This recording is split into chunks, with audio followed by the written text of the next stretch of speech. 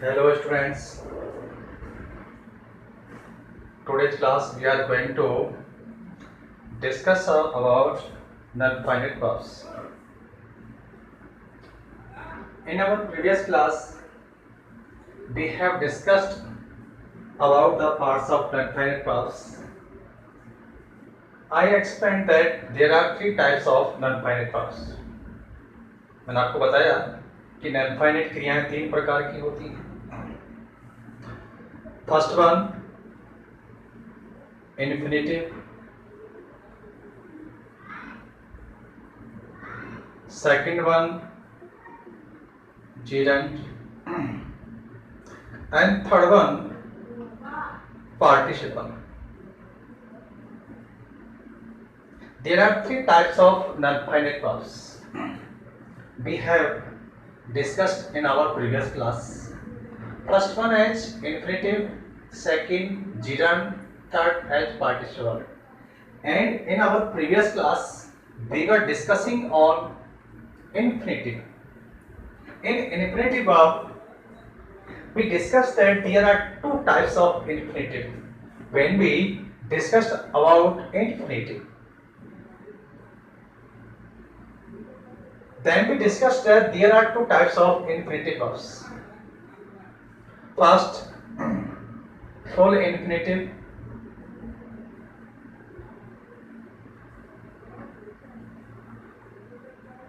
which is 2 plus first form. यानी infinitive क्रिया को हमने पढ़ लिया था कि इन्फिनेटिव दो प्रकार का होता है. एक होता है फुल इन्फिनेटिव जिसे हम कहते हैं टू इन्फिनेटिव, और सेकंड वन जो होता है उसे हम कहते हैं bare infinitive. Bare infinitive. Bare infinitive होता है it takes first form of verb. यानी बेयर इन्फिनेटिव के अंदर हम टू का प्रयोग नहीं करते हैं. और हमने पिछली क्लास में फुल इन्फिनेटिव के बारे में पढ़ लिया था. नॉन फाइनाइट पार्ट 1 में हमने फुल इन्फिनेटिव के बारे में पढ़ा था. Today's class we are going to discuss on bare infinitive. Then you write down the title bare infinitive. Now I will explain you about bare infinitive. Then let us start bare infinitive. तो मैंने ये आपको पिछली class के बारे में बताया कि पिछली क्लास में हमने पढ़ लिया था इन्फिनेटिव के बारे में. और आगे अब हम पढ़ने वाले हैं तो हमारा टाइटल होगा आज का bare infinitive. Bare infinitive. Then come to the point. अब आप बिंदु पर आइए कि बेयर इन्फिनेटिव होता क्या है. देखिए बेयर इन्फिनेटिव और एक होता है फुल इन्फिनेटिव. फुल इन्फिनेटिव में हमने पढ़ा कि वहां 2 प्लस फर्स्ट फॉर्म होता है और ये 2 प्लस फर्स्ट फॉर्म दो प्रकार का काम करेगा. पहला उसका काम होगा, इसका पहला जो काम होता है वो होता है किसी क्रिया को संज्ञा बनाने का. और उसके हमने दो प्रकार से प्रयोग पढ़े थे, एक सिंपल प्रयोग और दूसरा हमने पढ़ा था उसका जिरेंडल यूज. और जिरेंडल यूज में हमने देखा था कि वो एडजेक्टिव और एडवर्ब का काम भी कर सकता है. अब हम बात करते हैं बेयर इन्फिनेटिव की. एक्चुअली बेयर इन्फिनेटिव क्या होता है, इसके क्या क्या फंक्शन होते हैं, कहाँ इसका प्रयोग किया जाता है, इस पर हम बात करेंगे. तो बेटा बेयर इन्फिनेटिव का मतलब होता है कि ये केवल क्रिया की फर्स्ट फॉर्म होती है. Bare infinitive does not take to. Without to form मैं इसको कह सकता हूं फर्स्ट फॉर्म में इसका जो प्रयोग किया जाता है विदाउट टू के होता है. Two is not used with the verb. यानी इन्फिनेटिव के अंदर in the infinitive two is not used with the verb. Verb के साथ में टू का प्रयोग नहीं किया जाता है. अब बात यह है कि इसकी आवश्यकता क्या होती है. देखिए आगे जब आप टेंस पढ़ोगे तो वहां इसका एक कॉन्सेप्ट आपको समझ में आएगा कि बेयर इन्फिनेटिव का प्रयोग कहाँ होता है. अब इतना समझ लीजिए कि बेयर इन्फिनेटिव है वो नॉन फाइनाइट का एक पार्ट होता है. क्योंकि नॉन फाइनाइट का पार्ट होता है इन्फिनेटिव, और इन्फिनेटिव दो प्रकार का होगा, बेयर या टू. तो देखिए वेयर इन्फिनेटिव का प्रयोग कहाँ क्या क्या होता है. ये तो ये बिना टू के क्रिया का फर्स्ट फॉर्म होता है। अब हम इसके बात करते हैं इसके फंक्शन की, इसका फंक्शन क्या होता है, या हम कहें तो use of bare infinitive. Infinitive क्रिया का प्रयोग कहाँ किया जाता है? तो देखिए सबसे पहली बात है कि इसका जो प्रयोग किया जाता है वो मॉडल के साथ में किया जाता है। कहाँ किया जाता है? यानी bare infinitive is used with modal verbs.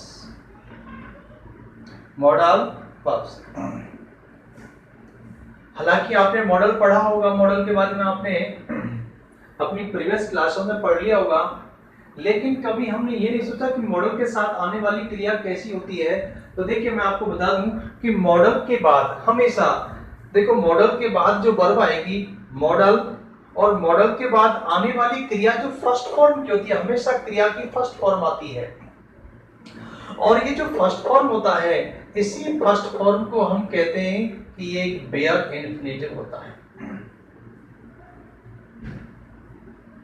यानी मॉडल के बाद आने वाली क्रिया हमेशा बेयर इन्फिनेटिव की होती है, केवल एक्सेप्ट टू मॉडल्स, केवल दो मॉडल को छोड़ करके। दो मॉडल ऐसे होते हैं जिनके साथ में टू इन्फिनेटिव आता है, यानी केवल दो मॉडल। एक तो होता है यूज्ड, जिसको आप पढ़ते हैं यूज्ड टू, एक होता है ऑट टू। ये दो एक ऐसे मॉडल हैं जिनके साथ में टू प्लस फर्स्ट फॉर्म का प्रयोग किया जाता है। बाकी इनको छोड़ करके बाकी सभी मॉडल्स के साथ में बेयर इन्फिनेटिव का प्रयोग किया जाता है। अब कुछ एग्जांपल से देखते हैं।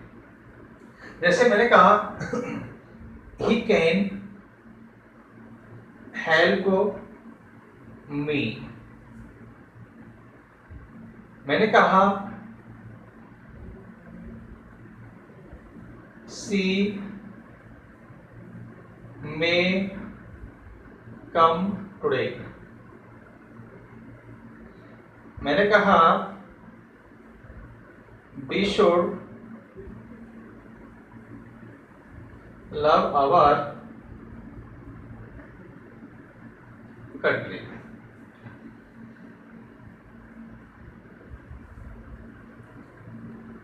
कम टू द पॉइंट।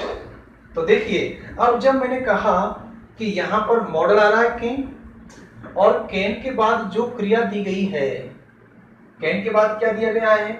हेल्प आ रहा है। तो हेल्प कैसी वर्ब है यहां पर? तो मैंने कहा कि मॉडल के बाद जो भी वर्ब आएगी वो कैसी वर्ब आएगी? वो बेयर इन्फिनेटिव की आएगी। बात समझ में? तो मैं यदि हेल्प की बात कहूं यहां पर, तो ये हेल्प एक कैसी वर्ब है? तो हेल्प यहां पर बेयर इन्फिनेटिव है, और चूंकि बेयर इन्फिनेटिव है तो इस क्रिया का किसी टेंस के साथ में संबंध नहीं है। देखो बड़ा इंपॉर्टेंट सा कॉन्सेप्ट ये है कि बेयर इन्फिनेटिव का मतलब है टेंस से उसका संबंध नहीं है, मतलब नॉन फाइनाइट का मतलब जो टेंस की क्रिया नहीं है। तो अब मैं यदि कहूं कि ये बेयर इन्फिनेटिव है और बेयर इन्फिनेटिव है तो ये नॉन फाइनाइट का पार्ट है, और नॉन फाइनाइट है तो इस क्रिया के साथ कोई टेंस नहीं है। दूसरी बात करते हैं, दूसरा एग्जांपल देखिए, यहां पर लिखा हुआ है मे, और जब मे की बात करते हैं तो मे के बाद जो आने वाली क्रिया है कम, इस क्रिया में ये क्रिया जो है ये बेयर इन्फिनेटिव की है, क्रिया का पहला फॉर्म है। यहां हमने बात की शुड की, और शुड के बाद में एक वर्ब आ रही है लव, तो ये भी कैसी वर्ब है? बेयर इन्फिनेटिव है। तो अल्टीमेट बात ये हुई कि मॉडल के बाद हमेशा बेयर इन्फिनेटिव की क्रिया आती है। लेकिन मैंने कहा था कि केवल दो मॉडल्स ऐसे थे, दो मॉडल ऐसे हैं जिनके साथ में टू इन्फिनेटिव आता है। जैसे मैंने कहा we ought to obey our elders।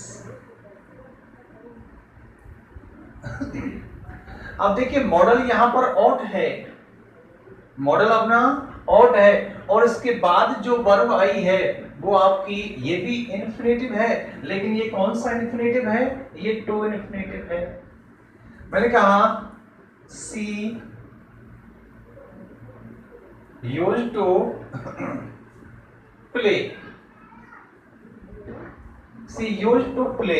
अब देखिए यूज्ड आया, मॉडल यहां पर यूज्ड है, लेकिन यूज्ड के साथ वर्ब कौन सी आ रही है, टू प्ले। तो देखिए यहां पर नियम क्या बन गया कि मॉडल के बाद आने वाली क्रिया हमेशा बेयर इन्फिनेटिव की होती है। केवल दो मॉडल ऐसे होते हैं जिनके साथ टू प्लस फर्स्ट फॉर्म आता है। कौन कौन से मॉडल्स होते हैं, एक ऑट और एक यूज्ड। बात क्लियर हुई होगी। तो ये नियम समझ में आ गया होगा कि बेयर इन्फिनेटिव जो होता है उसका प्रयोग कहां होता है, तो bare infinitive is used with modal verbs, और सभी मॉडल्स के साथ में इसका होता है। केवल हम दो मॉडल को हटा देते हैं, बाकी दो को छोड़कर के जितने भी अपने मॉडल्स होते हैं उन सभी के साथ में बेयर इन्फिनेटिव का प्रयोग किया जाता है। ये पॉइंट आप नोट करें, take your time.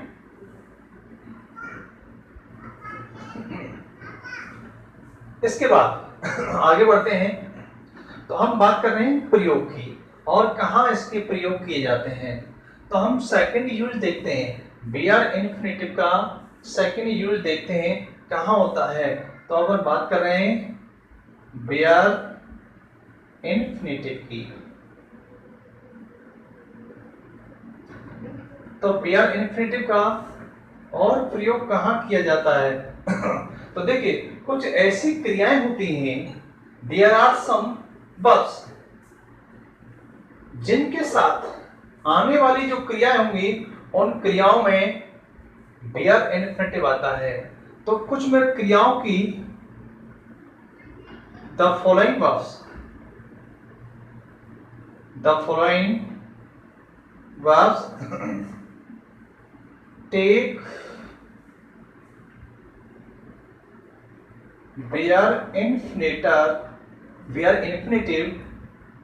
After them.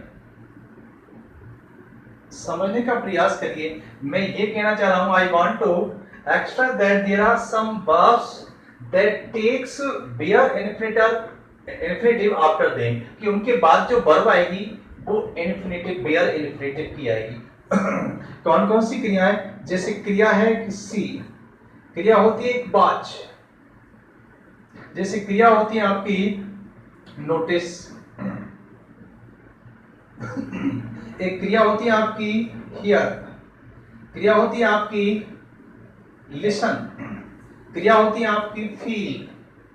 ठीक है, तो इस प्रकार की कुछ क्रियाएं हैं जिन क्रियाओं के साथ हमेशा बेयर इन्फिनेटिव। एक क्रिया होती है आपकी स्मेल, जिससे क्रिया होती है आपकी no.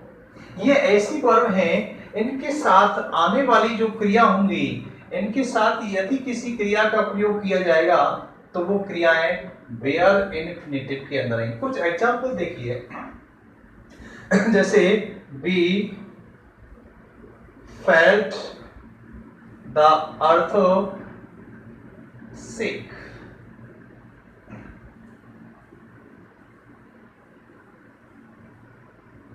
The coat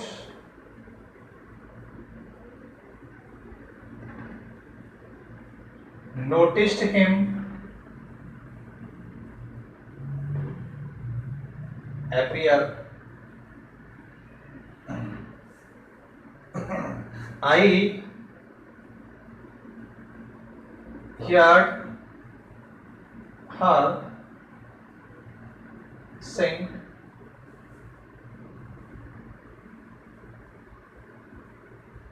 He listened me up. अब यहां पर समझिए किस प्रकार से यहां प्रश्न पूछे जा सकते हैं। कंपटीशन में भी यहां से कुछ प्रश्न पूछे जा सकते हैं। देखो कंपटीशन में जब आपसे प्रश्न पूछा जाएगा तो जो एरर्स का जो क्वेश्चन आता है एरर्स में क्या पूछा जाएगा, तो यहां देखिए सबसे पहले मैं आपको यहां पर एक्सप्लेन कर देता हूं। तो what I want to explain, जो मैं आपको बताना चाह रहा हूं वो ये कह रहा हूं कि कुछ ऐसी क्रियाएं हैं जैसे see, watch, notice, hear, listen, feel, smell, know आदि कुछ ऐसी वर्ब हैं जिनके साथ हमेशा बेयर इन्फिनिटिव आएगा। माने इन क्रियाओं के बाद यदि कोई क्रिया आएगी तो वो क्रिया बेयर इन्फिनिटिव की आएगी। अब देखिए जैसे हम बात कर रहे हैं फील की, तो यहां पर क्रिया आई है फील, और इस फील क्रिया के बाद एक क्रिया और आई है से। तो देखिए ये जो फील क्रिया है, जो कि ये तो आपकी एक फाइनाइट वर्ब है, फेल्ट जो लिखा हुआ है सेकंड फॉर्म है, फील का सेकंड फॉर्म है फेल्ट, और ये आपकी हो गई है। अब फील के बाद जो भी क्रिया आएगी वो कैसी होगी, बेयर इन्फिनिटिव की। और कॉम्पिटिशन जब आपको एरर पूछेगा तो इस प्रकार से दे देगा, यहां पर जो एरर होगा वो इस प्रकार से दे देगा आपको टू सीक, टू सीक लिखा हुआ होगा। लेकिन आपको पता है कि फील एक ऐसी वर्ब है जिसके बाद आने वाली क्रिया टू प्लस फर्स्ट फॉर्म की नहीं होती है, बेयर इन्फिनिटिव की होती है। क्लियर होगी बात। सेकंड क्वेश्चन देखिए, द कोर्ट नोटिस्ड, कोर्ट ने नोटिस दिया उसे अपीयर। अब देखो यहां पर हो सकता है टू अपीयर, ऐसे भी लिख दिया जाए। अब आपसे पहला कि इसमें कुछ एरर है, एरर पूछा जाता है। तो देखिए जब आपको पता है कि जब नोटिस आया हुआ है तो नोटिस एक ऐसी वर्ब है, नोटिस का मतलब होता है देखना। नोटिस के बाद हमेशा जो भी वर्ब आएगी वो कैसी वर्ब आएगी, बेयर इन्फिनिटिव की, बिना टू के आएगी ही, टू प्लस फर्स्ट फॉर्म नहीं आता है। बात समझ में आई। फिर देखिए यहां पर हियर, हमने बात की हियर, तो हियर भी एक ऐसी वर्ब है जिसके साथ आने वाली क्रिया बेयर इन्फिनिटिव की होगी। तो जब हियर दिया हुआ है तो यहाँ सिंग, तो ये सिंग कैसी क्रिया होगी, यदि ऑप्शन में यहाँ पर मैं कर देता हूँ टू सिंग। अब बताइए कौन सा सही है। तो देखिए हियर के बाद में मैं आपको बता रहा हूँ कि बेयर इन्फिनिटिव आएगा, टू इन्फिनिटिव नहीं आता है। लिसन भी एक ऐसी वर्ब है जिसके बाद भी बेयर इन्फिनिटिव आता है। तो ये बात क्लियर हो गई होगी कि ये कुछ ऐसी क्रियाएं हैं जिनके साथ आने वाली, यानी इनके बाद जो क्रिया आएगी, these are some verbs that take where infinitive after them। ये कुछ ऐसी क्रियाएं हैं जो अपने बाद where infinitive लेती हैं। लेकिन बट यहां ध्यान देने की बात यह है कि यदि इन क्रियाओं का प्रयोग एक्टिव में किया जाएगा तो ही यह नियम लागू होगा। यानी यदि इन क्रियाओं का प्रयोग एक्टिव में किया जाएगा तो इनके बाद आने वाली, अब ये जो हमने बात की है वो एक एक्टिव केस की है। यदि दूसरी तरफ, यदि इसी बिंदु को मैं और आगे बढ़ा देता हूं, इसी कॉन्सेप्ट को जब हम थोड़ा और आगे एडवांस लेवल पर जाते हैं तो हम देखते हैं कि यदि इन क्रियाओं का प्रयोग पैसिव में कर दिया जाए, यानी if the verb are used in passive, यदि इन क्रियाओं का प्रयोग किसमें हो जाता है, पैसिव यूज हो जाएगा। और जब ये क्रिया पैसिव में यूज हो जाएंगी तो इनके बाद जो क्रिया आएगी वो टू प्लस फर्स्ट फॉर्म की होगी। बात समझ में आई होगी। मैं ये कहना चाहता हूं कि ये कुछ ऐसी क्रियाएं हैं जिनका प्रयोग, ये ऐसी क्रिया है जिनका प्रयोग यदि एक्टिव में किया जाए, यदि इन क्रियाओं का प्रयोग एक्टिव में करते हैं तो इनके बाद आने वाली क्रिया बेयर इन्फिनिटिव की होगी। यदि इन क्रियाओं का प्रयोग, यदि इन्हीं क्रियाओं का प्रयोग हमने पैसिव में कर दिया तो ये क्रियाएं अपने साथ टू प्लस फर्स्ट फॉर्म लेती हैं। जैसे मैं बात करता हूं सी, वॉच, सीन, सिंग, या see watch seen to enter her bedroom.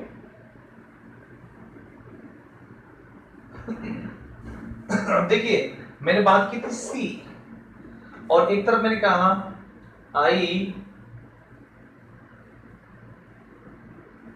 saw her enter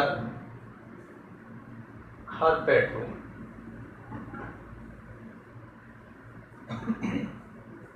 अब दोनों वाक्यों में अंतर है।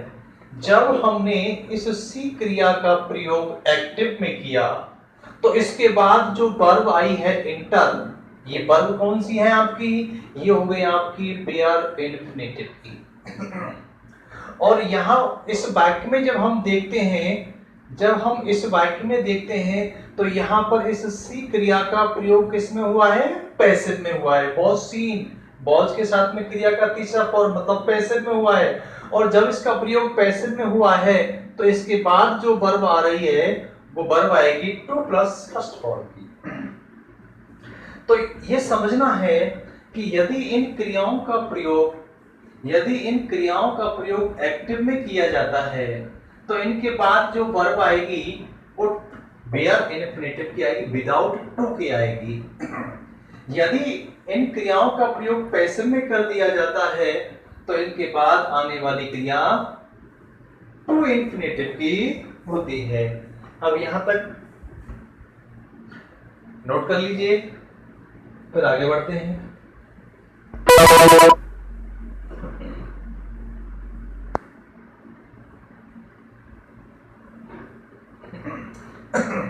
तो देखिए कुछ एग्जाम्पल, और कुछ एग्जाम्पल देखते हैं।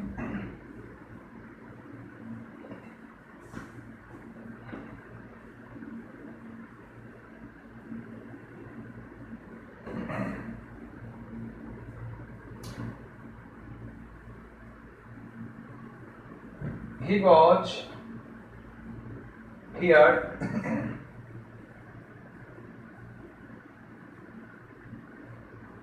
say to say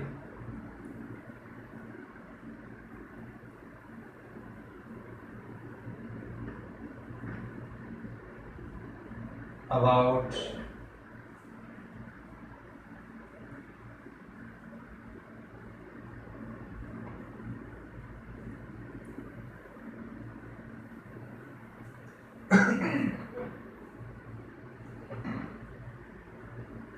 और देखिए she was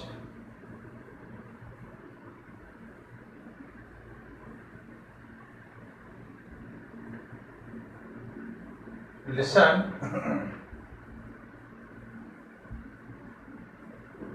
sing और to sing a song। और थोड़ा स्थिति क्लियर कर देते हैं। तो देखिए यहां पर मैंने दो एग्जाम्पल दिए। अब आपको ऑप्शन देखना है कि यहां पर दो क्रिया दी गई हैं, he was here say to say about the girl।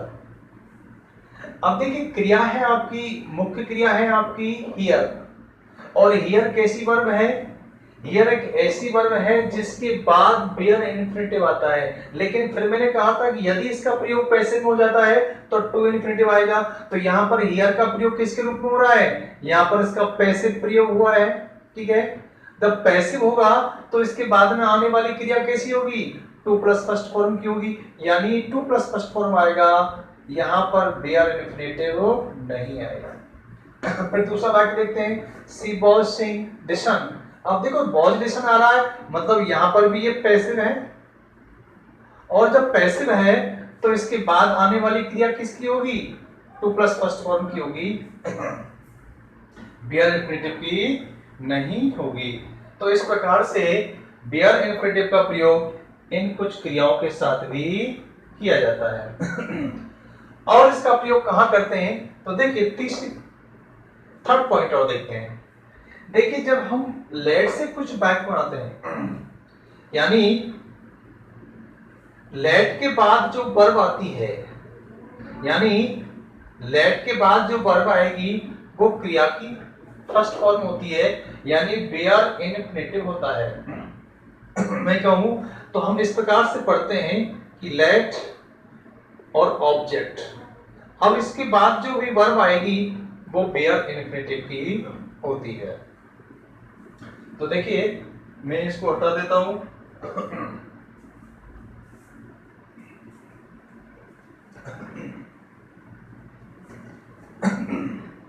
तो अगला इसका हम प्रयोग पढ़ते हैं बी आर इन्फिनेटिव का, कहां होता है।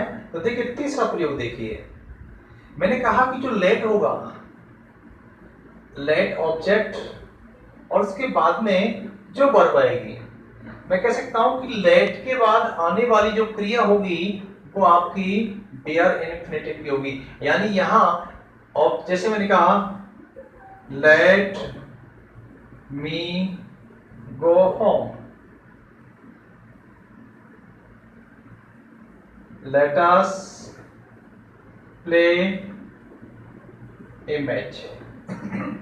हमेशा ध्यान रखना कि लेट के बाद एक ऑब्जेक्ट दिया गया है और इसके बाद जो भी क्रिया आएगी, लेट ऑब्जेक्ट और ऑब्जेक्ट के बाद जो वर्ब आएगी वो हमेशा बी आर इन्फिनेटिव की आती है, विदाउट टू की आती है। तो बात समझ में आ गई होगी कि लेट के बाद आने वाली क्रिया भी बी आर इन्फिनेटिव की होती है। अब हम बात करते हैं और इसका प्रयोग कहां होता है। तो देखिए और इसका जो हम प्रयोग करते हैं कॉजेटिव वर्ब के रूप में, ठीक है। कॉजेटिव एक वर्ब होती है और मैं कॉजेटिव की बात करूंगा तो एक वर्ब होती है आपकी मेक। अच्छा, कॉजेटिव वर्ब कौन सी होती है? ऐसी क्रिया जो एक कारण होती है, कॉज का हम कहें तो मतलब एक कारण उत्पन्न कर देती है। इसको मैं हिंदी में समझाऊं तो ये कहेंगे कि ऐसी क्रिया जिनमें कर्ता खुद काम नहीं करता है, कर्ता खुद काम नहीं करके किसी दूसरे से करवाता है। और ऐसी चार क्रियाएं होती हैं पॉजिटिव जो वर्ब होती हैं वो चार होती हैं, एक मेक, एक होती है कॉज, और एक होती है गेट, और एक होता है यानी पॉजिटिव जो वर्ब होंगी वो चार प्रकार की होती है, चार क्रियाएं पॉजिटिव होती हैं, मेक, कॉज, गेट और है। इन क्रियाओं में से थोड़ा पॉजिटिव के बारे में मैं और आपको एक्सप्लेन कर दूं कि पॉजिटिव वे क्रियाएं होती हैं जिनमें कर्ता खुद काम नहीं करके किसी दूसरे से करवाएगा। यानी मैं कह रहा हूं कि मैंने मोहन से पत्र लिखवाया तो काम तो मोहन ने किया, मैंने नहीं किया। तो ऐसी जो क्रियाएं होती हैं जिनमें कर्ता खुद काम नहीं करके किसी और से करवाता है उन्हें हम पॉजिटिव कहते हैं। अब पॉजिटिव की कुछ बातें हैं वो समझ लीजिए। तो देखिए यहां पर ये दो ऐसी क्रियाएं हैं जिनका प्रयोग जो होता है वो एक्टिव में होता है। इनका प्रयोग तो हम करते हैं एक्टिव में, और ये दो ऐसी क्रियाएं हैं इनका जो यूज किया जाता है वो पैसिव में किया जाता है। ये बात क्लियर है। अब मेक और कॉज क्रिया है, इनका एक्टिव में प्रयोग करते हैं। गेट और हैव ऐसी क्रिया हैं जिनका प्रयोग पैसिव में किया जाता है, ठीक है। अब मेक का प्रयोग जो किया जाता है वो किसी को इन्फोर्स के लिए किया जाता है, मतलब यानी किसी को मजबूरन यदि कोई काम करवाया जाए, किसी को दबाव से कोई काम करवाया जाता है तो हम वहां पर मेक का प्रयोग करते हैं, जो कि मैं पॉजिटिव वर्ब के आगे जब हम पॉजिटिव वर्ब पढ़ेंगे तो वहां मैं आपको ज्यादा एक्सप्लेन करूंगा। अभी हम केवल बी आर इन्फिनेटिव पर चलते हैं। तो देखिए इन क्रियाओं में से ये मेक ऐसी क्रिया है कि मेक के बाद जो भी क्रिया आएगी वो बी आर इन्फिनेटिव की होगी। यानी इस मेक क्रिया का प्रयोग, यदि इस मेक पॉजिटिव का प्रयोग किया जाता है और वो भी किसके अंदर, एक्टिव में। मैंने कहा था कि इसका प्रयोग एक्टिव होगा, यानी यदि ये मेक क्रिया का प्रयोग एक्टिव में किया जाता है तो इसके साथ आने वाली क्रिया बी आर इन्फिनेटिव की होगी। जैसे he made me laugh, example देखते हैं। He made me laugh।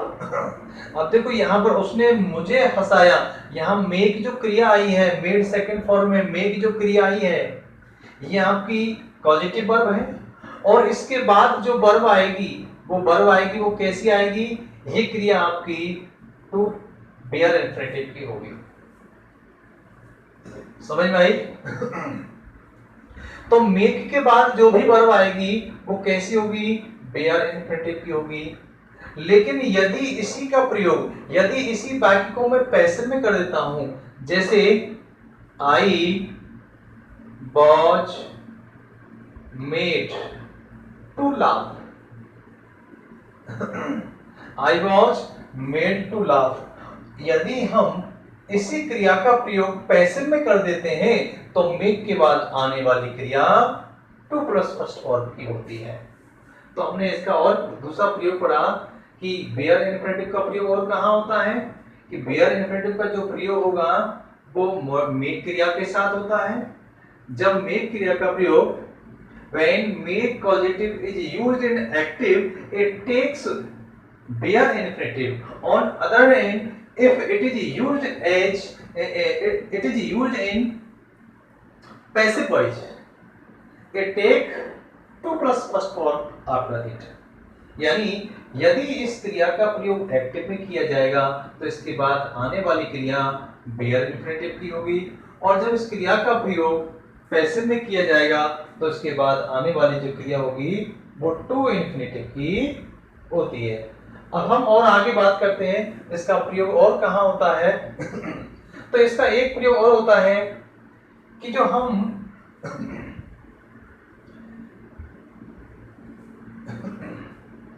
Next तो देखिए हैड बेटर और would rather, had better would rather के साथ, यानी bare infinitive is used with had better and would rather, इनके साथ किया जाता है। जैसे एग्जांपल देखते हैं, जैसे सी वुड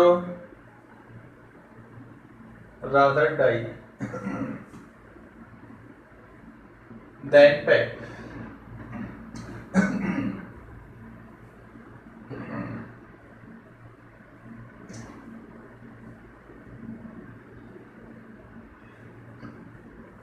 और देखें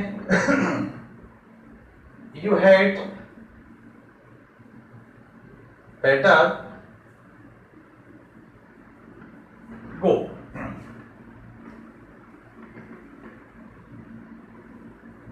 then stay.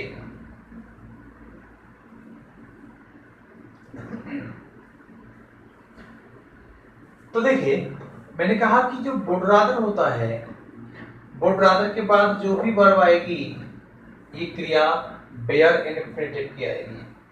हैड बेटर के बाद जो भी वर्ब आएगी वो बेयर इन्फिनिटिव की आती है। तो देखिए इनके बाद जो भी हम बात करेंगे वो बेयर इन्फिनिटिव की वर्ब आएगी। तो ये बात आपको समझ में आ गई होगी कि इसका प्रयोग कहां किया जाता है। और देखिए एक प्रयोग और देख देते हैं कि यदि दो इन्फिनिटिव को एंड से जोड़ दिया जाता है, जैसे जब हम दो इन्फिनिटिव को when टू इन्फिनिटिव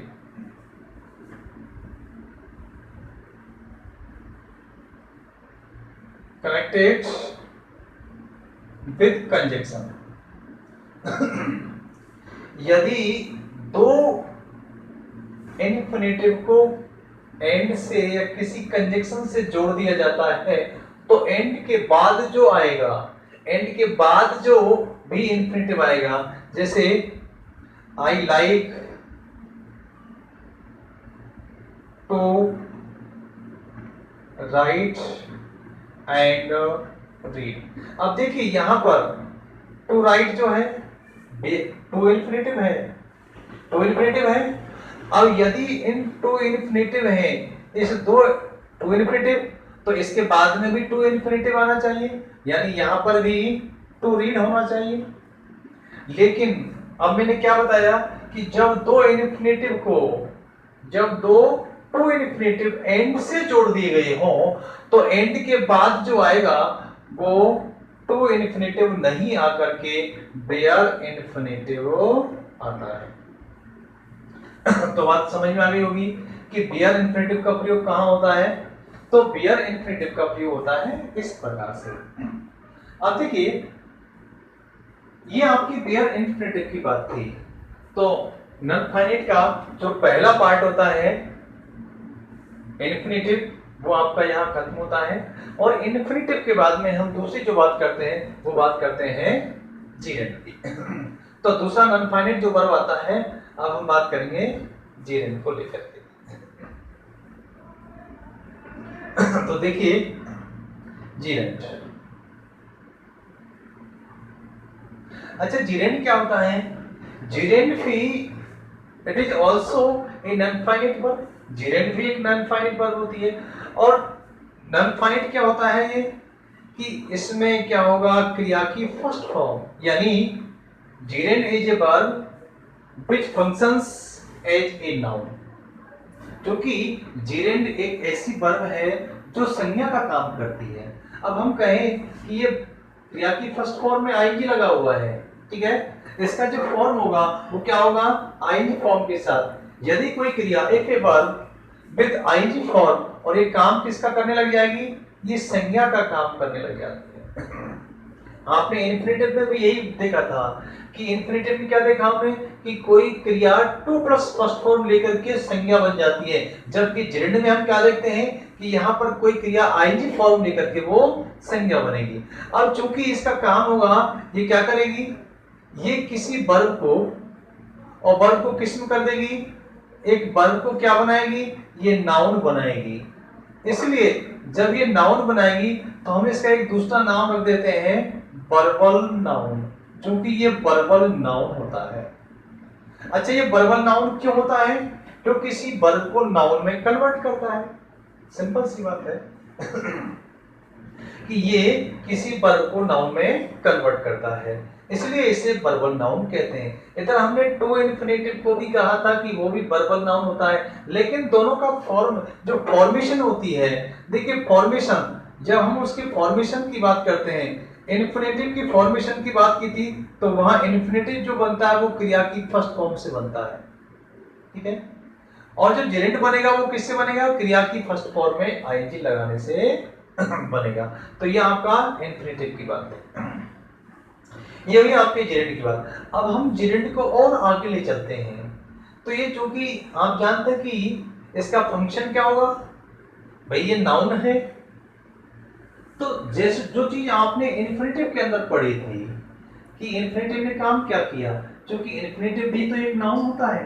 अब वो नाउन है तो उसका काम क्या है, उसका काम किया था उसने भी, यानी इसकी जब हम फंक्शन की बात करेंगे, फंक्शंस